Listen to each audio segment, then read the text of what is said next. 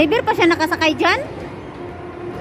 Ialaga mo ang tapang o siya lang isa. Ah, palagi man siya dyan. Palagi siyang sumasakay sa ganyan. Minsan lang eh. Ngayon lang yung nagsakay dyan. Alaga ko man nag-ano. Hindi mo na tinawagan niya yung papa niya para ano ba? Kung magkano yung bilhin ng ticket. Oh. Tingnan natin eh. Interviewin mo yung alaga mo pagtapos o anong experience. Alaga ko sanay dyan. Oh, natapos na. Lipo ka. Ah. Nalipong na mo diha. Lipo na nila. Tayo siguro dyan, wala. Graba sa ibabaw.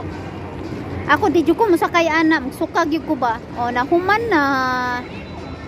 Wala, dahil na paminaw. Oh, wala na, nalipong na sila. Ang alaga relax sa tayo. Wala ko ha. Oh, wala na, nahunong na.